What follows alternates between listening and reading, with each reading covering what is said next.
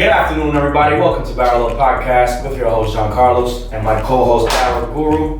Thank you for tuning in to this episode. But before we start, I would like you to subscribe to this YouTube channel, like and comment below on any topics that you would like for us to cover in the near future, and any of your thoughts, we would like to hear them. Today is a very special day because we are we're right there from the start of Major League Baseball spring training. How many days? 2 days. We got 2 days till pitchers and catchers report. So this is a very exciting time for all the Major League Baseball fans, including ourselves. This year has a lot going for it, a lot of controversy, a lot of players being traded. So we're gonna dive into that, and we're gonna start with the hottest news in Major League Baseball that never happened. We're gonna talk about Mookie Betts and his deal that seemed to be very promising at first, but as we speak, they're still negotiating. I'm gonna let Daryl speak a little bit about what the hell is going on with Mookie Betts, Verdugo from the Dodgers, and all this spiel.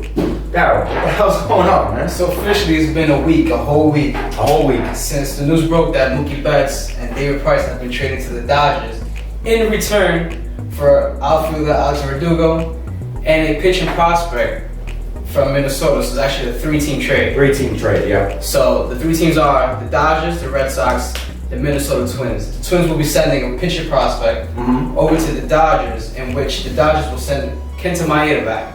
Kenta Maeda, very, very good pitcher. So in return, the Dodgers would take that prospect and Alex Verdugo and ship him to Boston in return for Mookie Betts and David Price. What happens when teams start negotiating and start having interest in players? There's something that has to go into play, whether it's medical. Talk to me about that. Like, why did this deal not finalize like everybody thought it would? Because it seemed like a great deal for all the parties. So when a team is negotiating and they agree upon a trade, they send all the information on each player to the other team. So beforehand, you can't look at none of that thing. Because it's illegal. It's illegal, you can't. Right. So anyways, they agreed upon the trade, they send over the paperwork, the Red Sox take a look at the pitching prospect from Minnesota, and the pitch was in the initial trade that he's a top of the line rotation guy, which means he's a starting pitcher. Correct. He can touch about 100 miles per hour with his fastball, and he has a 96 mile per hour sinker. Which the Red Sox need Desperately. So his medical papers suggest that he has a shoulder problem, limiting him as a relief pitcher, so he can't really give you full innings as a starter. Right. So they kind of, they sat back and said, wait a second, this is not what you said. Wait, before we send you our franchise player, Right. we need to get this straightened out. Remember, guys, I'm sorry to cut you off, but remember, these deals, we're talking about millions of dollars. So they have to take every step, do their due diligence for the best outcome of the team. So they sat back and they said, listen, we'll take the guy, but you have to throw in another prospect because this guy, he's not what you said he was. So all teams, it's 3 teams, so it's a little bit difficult to go back and forth with 2 different GMs. Right. So they sit in there, they're working it out. Hopefully they can reach an agreement soon. But as of right now, they're still in talks.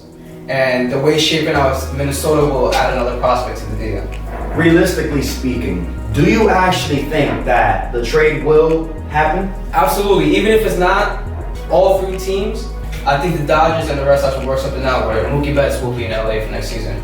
I honestly would love for Mookie Betts to stay with the Red Sox. I don't really care much about David Price. David Price, you're a great pitcher. I respect your career, but we have to think about the future. You understand what I'm saying? But then again, with the amount of money that the Red Sox would be paying Mookie Betts, like this year, they just lost in arbitration. We're gonna have to pay him $27 million. They could get numerous amounts of players. Not only that, they could get immense amount of prospects. But the whole point of this deal is to kind of reset the finances. Right. Reset the whole team. So when you do that, you're able to create more opportunities for other players.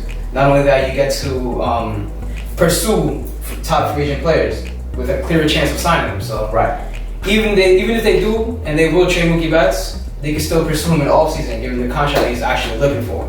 Something like what happened with Chapman when he went to Chicago, won a World Series with them, And went back to the Yankees. Went back to the Yankees. But the whole point to this whole deal is, I know like a lot of Red Sox Nation went crazy. So did I, but I mean, I'm more of the lenient we needed gone type. Right. But the whole point of this trade is to reset the team for the future.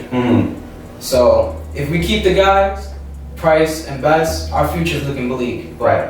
if we trade them, we get in a good prospect in Alex Verdugo. We're I getting love Alex Verdugo. pitching prospect, which is something that the Red Sox lack tremendously. Yeah. Is pitching. Yeah. And not only that, for next offseason, we have the capital to pursue Mookie Betts and give him the deal he actually wants. Right.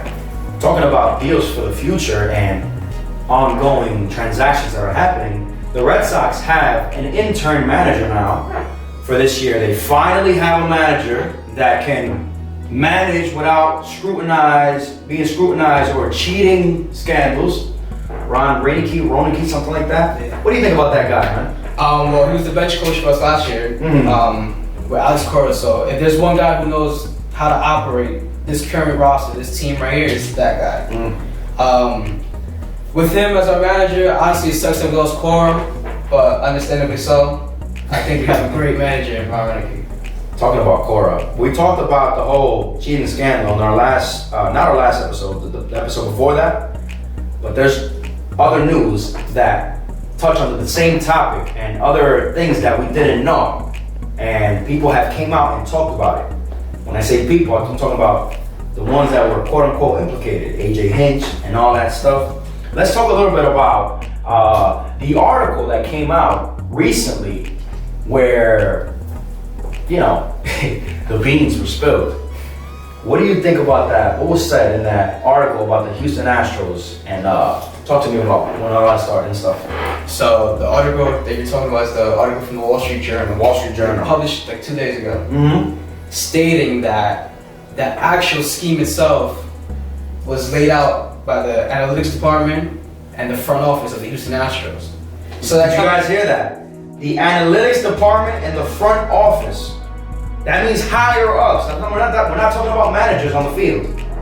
So that kind of contradicts everything that the former GM Jeff Funau said, which he said that it was guys like Alex Cora and Carlos Beltran who came up with the idea and implemented it. But this article actually shows the actual scheme itself, which is, it was nicknamed Codebreaker. So basically it was like high-tech stuff where they'll take live footage and they're running through a program that decodes catcher signs. Oh my God, this is like high-tech. We're talking about like things that we haven't seen in the game ever, and they had it all schemed up. When did this start? When did they actually start the cheating? So according to the article, the whole thing was set up in 2016. So that's a whole year before Alex Cora came. That's a whole year before Carlos Beltran even got on the team. So is it even fair to, think about what was done to Beltran? Honestly, no, because at the time Beltran was a player, and every Houston Astros player of that time during that time were granted immunity, so they're not punished. But somehow, somewhere, this guy got punished. It's all easy sometimes to point fingers, especially at minority individuals, Alex Cora and Carlos Beltran, right? Yeah, AJ Hinch, he got fired, okay. But they were putting the attention on those two individuals as if they were the ones manipulating everything and scheming everything, when we know, after this article, that is coming from the top of the top, front office. Sad, man, sad. But you know what is sad for real? How teams are going to treat the Houston Astros this year, whether it be in spring training or the season. A lot of hit-by pitches will happen. A lot of changes. Changes like me shaving my beard? Yes, drastically, I know, I shaved it. But this will be a team to watch. What do you think about the scrutiny and the negative aspect that Dusty Baker has to deal with Dusty Baker, the new manager for the... Well, Dusty Baker's a legendary guy. We all know him. Yes. It's not much he can do. You just have to take it one game at a time. There will be retaliation in different forms. Of course. A bunch of different forms. I think a bunch of those guys, have lost the respect of their peers. Yes. Lost the respect of fans. Mm-hmm. We're not gonna feel bad for them. I don't know. But it's kind of something you don't want to see because these are guys who could throw 100. So to get 100-mile-per-hour fastball beamed at you it's not fun. Jose Altuve made statements that he will still hit 339 throughout the year. What do you think about that? Do you actually think that Jose Altuve from here on out will go on a decline as a player offensively and Bregman as well? Or do you think that their talent will oversee all this nonchalant bull crap that's going on? Well, I think that's the test for this season for the Astros, is whether they can perform at the same level they were performing. Now here's another thing. The Astros are well known for having the most crazy analytics department. Like they're beyond, their knowledge of the game, their comprehension of the game is beyond every other franchise. Well, it shows because before the so these guys were killing it, even without the cheating or everything. Yeah. So let's see if they can continue that success. Which I believe so. These guys are really talented. I've seen these guys play. Yes. Definitely. It shows, that the analytics department is very, very top notch because before those seasons, the Astros, you really didn't hear them in the playoffs and stuff like that. None of that. But we can't credit all the success of the Astros to this cheating scandal. We have to actually see that these players are good. Yeah. Well, you can know what pitch is coming, you still have to hit the ball. You still have to hit the ball. That's correct, man. That's correct. And moving forward, there's other teams to watch in this season coming up, like the Chicago White Sox. See the hat right there. The Chicago White Sox have turned things around and have actually invested a lot of money in rebuilding this team. We also have the Tampa Bay Rays. Talk to me about this Asian player that they acquired that you've been raving about. Yeah, so I'm a big fan of this guy. Yoshimoto, I can't pronounce it. But anyways, he's a first baseman / outfielder. He's a big guy. He moves really fast. Mm-hmm. He's a power hitter. So be on the lookout for him because he will hit some bombs that will, especially in that Tropicana field where they have the catwalk, Yeah. He's gonna hit bombs. And they added players like Jose Martinez, Manuel Margot, who used to be in the San Diego Padres. Very good acquisition. Mm-hmm. Hunter Renfroe as well. I love Hunter Renfroe. As soon as he came up to the majors, I actually have a season created with the San Diego Padres. He's my third hitter. Anyway, that's a great acquisition because you have young stars like Willie Adames that will feed off these players, and not to mention that they have Franco. Michael Franco, yeah. No, not Michael Franco. The second baseman, the prospect. The number one. Yeah. His first name I forget, but last name Franco, right? He is the number one prospect in baseball. So you might see him in the major leagues this year. Talk to me about how you think, and I'll tell you my idea about how they will perform this year in the AL East. Remember last year they made it to the pennant. Even though it was a wild card spot, they did. But now they added players that will secure more wins, in my opinion. Well, last year was a dogfight for everybody. Well, the top 3 teams, which are the Red Sox, Yankees, and not really the Yankees because they blew everybody out. They did. Between Tampa and the Red Sox, it was pretty tough, in September in that division. But I think Tampa Bay secured definitely the second spot in that division for this year. Mm-hmm. I know we will see them in the playoffs. They're a really, really great team, a really young team, and that's something that a lot of teams are trying to mimic. Right. Low payroll teams having a great product on the field and making the playoffs. We're going to see a lot of that. And I think this is a prime example of one of them. The Braves were, quote unquote, a low payroll team last year, even though they signed Acuna to a $100 million contract. Albies as well. Albies to $35 million for 5 years. And they have Donaldson for 1 year. Look what they did. They made it far. And now they have Ozuna. Marcell Ozuna to add to their offensive woe. Another team, and this is one of my favorite teams to watch and to look up to in 2020, the Los Angeles Angels of Anaheim. If Jock Peterson, you heard it here first, if Jock Peterson ends up going to that team, all hell's broken loose. Why, bro? There's a snag with that too, so it ties into the Mookie Betts trade. Yes. So the Dodgers have a deal in place as well that they were agreed upon with the Angels that will send Jock Peterson and Ross Stripling, a pitcher, to the Angels in return for an infield prospect that they kind of need.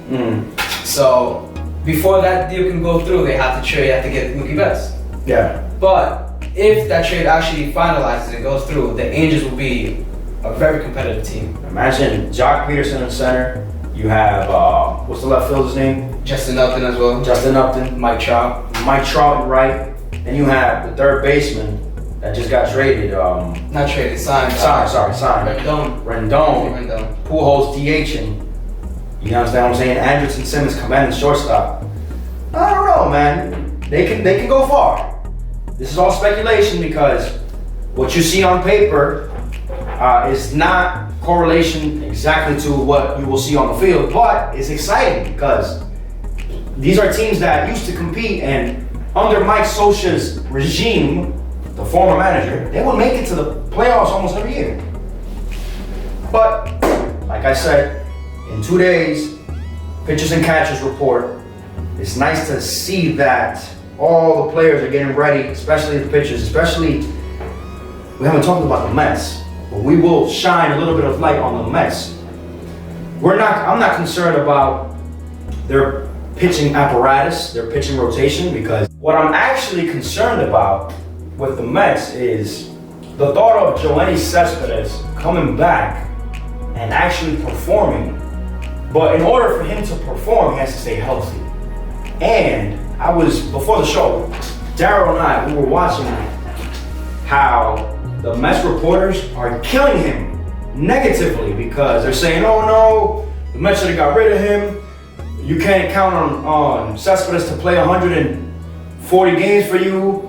It's a big question mark. Daryl, why all this negativity? I mean, Cespedes hasn't been on the field in 2 seasons. 2 seasons. So, I mean, it's expected. A lot of people don't think, oh, you can't do this no more. You haven't been on the field in 2 years. You think he'd come back and hit 99 pitches that have thrown 99, 100? And, so it comes with the territory. Right. But if you're working for the Mets media, you kind of want to root for the guy instead of bashing him. Right. Since, he's a part of your organization. But I think he's going to use that as fuel to energize him to come back strong. And he said he's going to have a 60 home run season. So let's see if he can do it. My bold predictions for Joenny Cespedes, he'll give us 135 games, 140 max, right? Because we have to take into consideration that there are other players that have stamped their mark with the Mets, like McNeil, etc. But now switching up a little bit, the tempo and all that stuff, what I like about Joenny Cespedes is that he remains optimistic. The guy loves baseball, as we do, you know.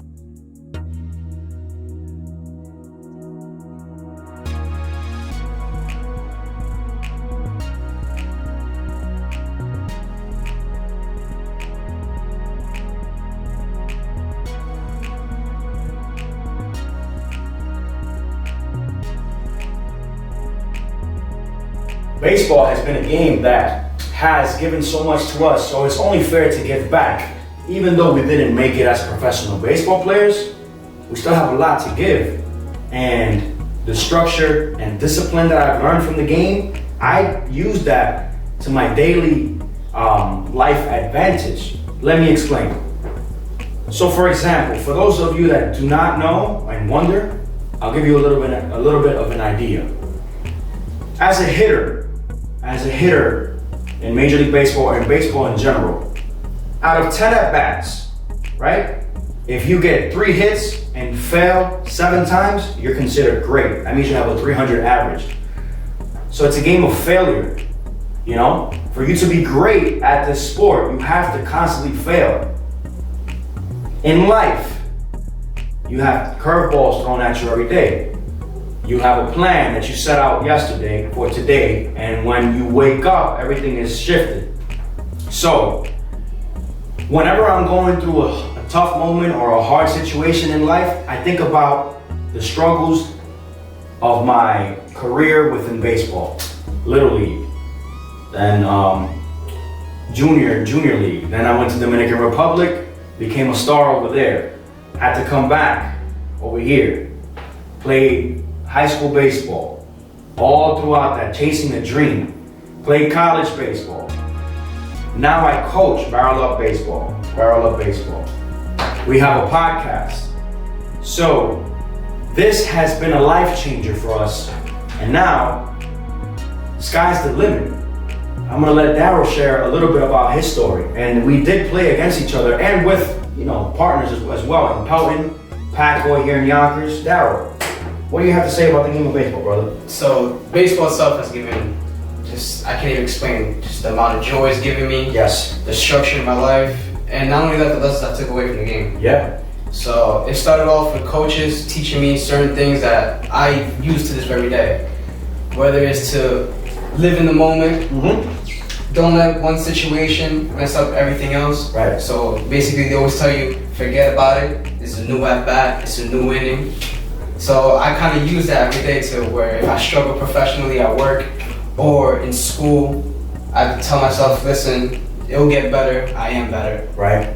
So baseball's given me a lot, so I try to do my best to kind of share that with people. I don't coach, I don't do none of that. But you still play, you still active. I still play. I watch a lot of it, and I kind of use all the things I can, all the information I can gather, and use it to apply to my daily life and make my life better.